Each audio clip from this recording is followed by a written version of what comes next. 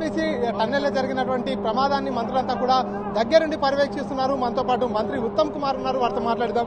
Sir చెప్పండి, దాదాపుగా 24 గంటలు కూడా పూర్తయిపోయింది, ఇప్పటి వరకు కూడా 8 మంది ఆచూకీ దొరకనటువంటి ఎట్లా జరుగుతుంది రెస్క్యూ పనులన్నీ? సరే బ్రదర్, మా ప్రభుత్వం ముఖ్యమంత్రి రేవంత్ రెడ్డి గారి గైడెన్స్ లో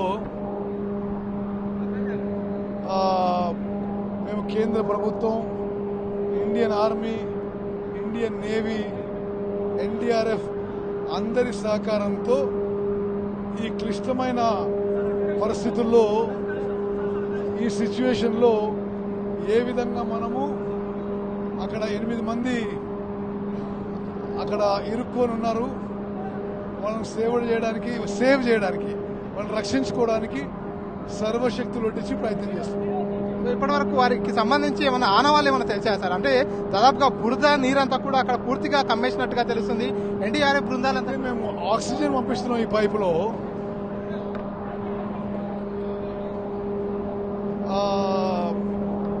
అయితే కానీ ఇప్పటి వరకు మాకు కాంటాక్ట్లు అయితే రాలేదు. ఇంకా ఎన్ని గంటల సమయం పట్టే అవకాశం ఉంది సార్? ఎందుకంటే ఇప్పటికే మీరు ఇండియన్ ఆర్మీతో కావచ్చు, నేవీతో కూడా మాట్లాడడం జరిగింది. ఆ నేవీ టీం కావచ్చు, ఇండియన్ ఆర్మీ టీం కావచ్చు, ఎంతసేపట్లో ఇక్కడికి రీచ్ అయ్యే అవకాశం? సరే, ఇప్పుడే మళ్ళీ లోపలికి ఆర్మీ అండ్ ఎన్డీఆర్ఎఫ్ టీంలు పోయినాయి. వాళ్ళు ఒక 2 అవర్స్లో రిటర్న్ వస్తారు. అది వాళ్ళు వచ్చినాక నేను కరెక్ట్ పొజిషన్ చెప్పగలుగుతా. దీనిపై ఈ ఘటనపై ప్రతిపక్షాలంతా కూడా కాంగ్రెస్ పార్టీ కొంత ఈ పనుల్లో నిర్లక్ష్యంగా ఉంది, జియోలాజికల్ సర్వే కూడా నిర్వహించలేదు అనేటటువంటి ఆరోపణలు చేస్తున్నారు. ఏం చెప్తారు వారి ఆరోపణలు? పిచ్చి ఆరోపణలు, అసలు చాలా రాజకీయాల కోసం ఒక దిగజారుడు రాజకీయాలు చేస్తున్నప్పుడు మాకు మరొకటి లేదు.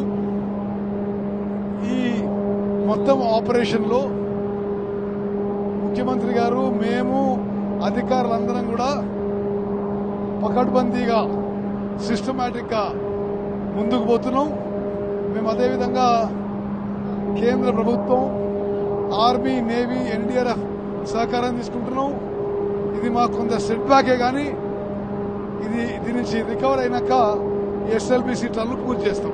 అంటే ప్రమాదానికి ప్రధాన కారణం ఏంటనుకోవచ్చు సార్? ప్రాథమికంగా ఏమైనా అంచనా వేశారా? దానికి ఇప్పుడు మేము జోలికి పోలేదు. ముందు ఈ ఘటన గడిచినాక తర్వాత ఆ విషయం మాట్లాడదాం. ఈ రోజు సాయంత్రానికి అక్కడ ఉన్న వారి ఆచూకీ ఏమైనా తెలిసే అవకాశం ఉందనుకోవచ్చు? ఉంది.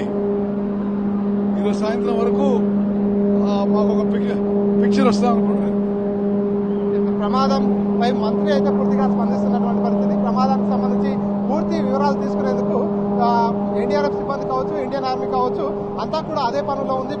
ఇప్పుడే కాసేపటి క్రితమే లోపలికి వెళ్ళినటువంటి ఎన్డీఆర్ఎఫ్ టీం కావచ్చు, వారంతా కూడా బయటికి వచ్చినట్టయితే లోపల సిచ్యువేషన్ ఏ విధంగా ఉంది, పూర్తిగా లోపల ఉన్నటువంటి చిక్కుకుపోయినటువంటి 8 మందిని బయటికి తీసుకొచ్చేందుకు ఇంకా ఎంత సమయం పడుతుంది అనేది కూడా ఒక అంచనాకు వచ్చేటటువంటి అవకాశం ఉందని కూడా మంత్రి ఉత్తమ్ కుమార్ చెప్పుకొస్తున్నటువంటి పరిస్థితి.